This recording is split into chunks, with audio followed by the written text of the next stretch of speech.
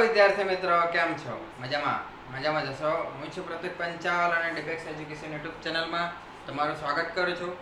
આજે આપણે જોવાના છીએ કે શું ખરેખર ધોરણ 10 અને 12નું રિઝલ્ટ ઓછું આવશે.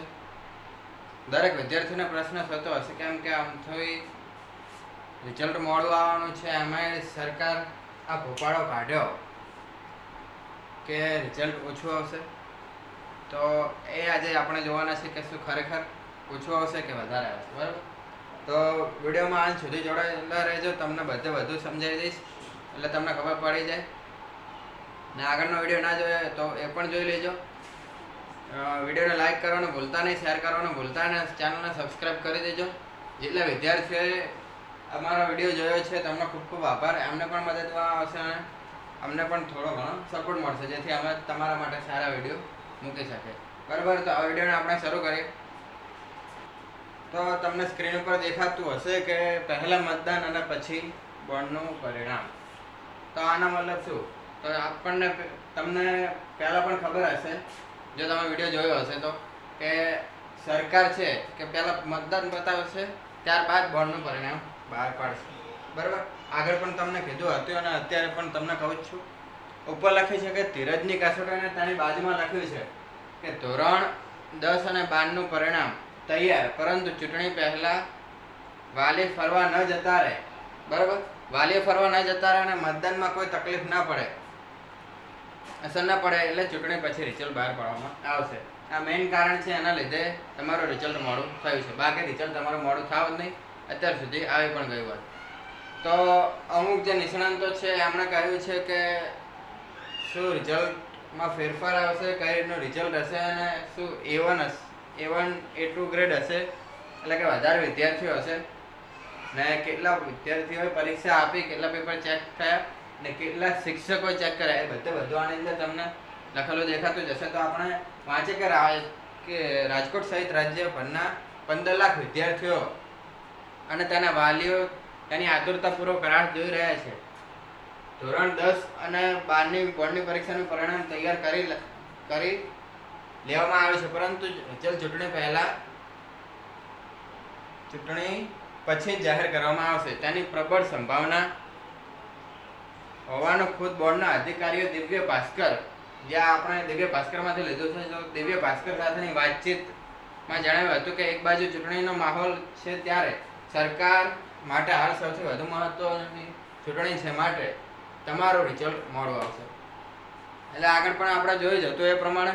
અને હવે તમને દેખાતું હશે કે 15,18,515 વિદ્યાર્થીઓએ બોર્ડની પરીક્ષા આપી છે. એની અંદર ધોરણ 10, ધોરણ 12 સાયન્સ, કોમર્સ અને આર્ટ્સ બધા વિદ્યાર્થીઓ આવી ગયા. 75,000થી વધુ શિક્ષકોએ પેપર તપાસે છે અને 80 લાખ જેટલી ઉત્તરવહીઓનું મૂલ્યાંકન કરવામાં આવ્યું છે. બરાબર, તો તમને આગળના વિડીયોમાં કીધું હતું કે ધોરણ 12 સાયન્સનું રિઝલ્ટ પહેલાં આવશે, ત્યારબાદ કોમર્સ અને આર્ટ્સવાળાનું આવશે અને ત્યારબાદ ધોરણ 10નું રિઝલ્ટ આવશે. બરાબર, તો આ ફકરામાં ખાલી એ જ લખ્યું, એટલે વધારે આપણે ટાઈમ બગાડશું નહીં. પછી છે કે હિરેન્દ્રસિંહ ડોડિયા શિક્ષણવિદ, તો એ પણ એક એક્સપર્ટ જ છે. એમણે શું કહ્યું છે તો કે આ વર્ષે માર્ચમાં લેવાનારી બોર્ડની પરીક્ષામાં ધોરણ 10, ધોરણ 12 સાયન્સ, કોમર્સના પેપર એકંદરે સરળ નીકળ્યા હતા. તો એ વાત સાચી છે કે પેપરો સહેલા જ હતા.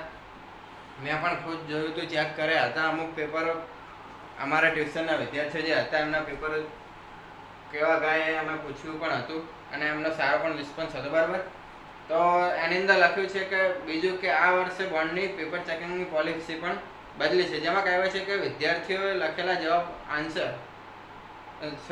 આન્સર કે મુજબ ન હોય પણ હાર દાવી જતો હોય તો પણ માર્ક આપવા. આ પોલિસીને કારણે ઘણા વિદ્યાર્થીઓને સારું રિઝલ્ટ આવી જશે. જે વિદ્યાર્થીઓ નપાસ થતા હતા એમને પણ એક ટેકો મળ્યો છે. બરાબર, તો આ પોલિસીને કારણે પણ બોર્ડનું આ વર્ષનું પરિણામ સારું એવું આવશે. અને જે વિદ્યાર્થીઓ રહી જતા હતા કે અમુકને B1 ગ્રેડ આવી ગયો હોય, B2 ગ્રેડ આવતો હોય, તો એ વિદ્યાર્થીઓ માટે સરળતા રહેશે કે A1 અને A2 સુધી પહોંચી શકે, એટલે સારું રિઝલ્ટ પ્રાપ્ત કરી શકે. બરાબર, સામાન્ય રીતે દર વર્ષે પેપર ચેકિંગમાં શિક્ષકો આઈડિયા આવી જતો હોય છે કે એવરેજ પેપર કેટલું રહેશે. પરંતુ આ વર્ષે તમામ પેપર સરળ હોવાના કારણે શિક્ષકો પણ પેપર તપાસીને થાકી જ ગયા હતા તેવી સ્થિતિ સર્જાઈ હતી. એનું મેઇન કારણ એ છે કે રિઝલ્ટ તમારું વહેલું આવવાનું હતું, પરંતુ ચૂંટણી વચમાં આવી ગઈ, એના લીધે તમારું રિઝલ્ટ મોડું જ જશે. જેમ પહેલાં હતું એમ જ થઈ જશે. બરાબર? તો આજે તમને બધું સમજી જ ગયું હશે. હજુ પણ વિદ્યાર્થીઓ જો તમને એવું થતું હોય કે રિઝલ્ટ ક્યારે આવશે, તો મેં આગળના વિડીયોમાં તમને કહ્યું જ હતું કે રિઝલ્ટ સાયન્સ વાળાનું લગભગ 8 થી 9 તારીખ અથવા 10 તારીખ, ત્યારબાદ તેના થોડાક દિવસોમાં એટલે કે એક સપ્તાહમાં કોમર્સ વાળાનું આવશે, કોમર્સ અને આર્ટ્સ વાળાનું, અને ત્યારબાદ 21 તારીખ સુધીમાં ધોરણ 10 નું રિઝલ્ટ આવશે. બરાબર? તો અમુક આંકડા સરકારે નથી કીધા, એ આપણે પ્રિડિક્શન પ્રમાણે કહીએ છીએ અને એ પ્રમાણે થશે એવું હું તમને ગેરંટી આપું છું. અને જો ના થાય તો પછી સરકાર ઉપર આધાર છે. બાકી અમે અમારી પ્રિડિક્શન મુજબ તમને કહે છે કે આ રીતે આવશે.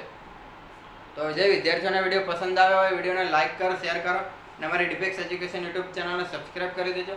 અને જે વિદ્યાર્થીઓ ધોરણ 12માં પ્રવેશ કરવાના છે એ દરેક વિદ્યાર્થીઓને નમ્ર વિનંતી છે કે જે વિદ્યાર્થીઓએ ફોર્મ ફિલ ન કર્યું હોય, રજિસ્ટ્રેશન ફોર્મ ફિલ ન કર્યું તો એ કરી દે. એમના માટે અમે ફ્રી બેચ શરૂ કરેલી છે.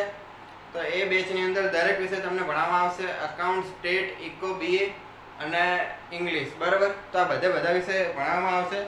અને કોમ્પ્યુટર જેવા વિષયોમાં પણ તમને મહિને MCQ ને બધું સોલ્વ કરવામાં આવશે. SPCC માટે પણ અમુક લેક્ચરો ગોઠવીશું આપણે, પરંતુ SPCC એવો વિષય છે કે BA અને અકાઉન્ટની અંદર મોટે ભાગે આવી જતું હોય છે, એટલે એની જરૂર પડતી નથી. તો મારું એવું જ કહેવું છે કે દરેક વિદ્યાર્થી રજિસ્ટ્રેશન કરી લે. જેને ટ્યુશનની વ્યવસ્થા થઈ શકે એમ ના હોય કે થઈ શકતી હોય, દરેક વિદ્યાર્થીઓ કરી શકે છે. કોઈ ચાર્જ તમારી પાસેથી લેવામાં આવશે નહીં. વિનામૂલ્યે બેચ શરૂ કરવામાં આવી છે. અને 3 વિષય તો હું ખુદ લઈશ અને બીજા વિષયો આપણે નિષ્ણાંત શિક્ષકો પાસેથી જ લેવાના છીએ. એ હજુ શિક્ષક જ્યારે આવશે ત્યારે તમારી મુલાકાત થઈ જશે. બરાબર? તો ચેનલને સબસ્ક્રાઈબ કરવાનું ભૂલતા નહીં. અને ખાસ કે ફોર્મ ફિલ કરી દેજો. અને કોઈ વિદ્યાર્થીઓને ડાઉટ રહી જાય તો કોમેન્ટમાં જણાવો.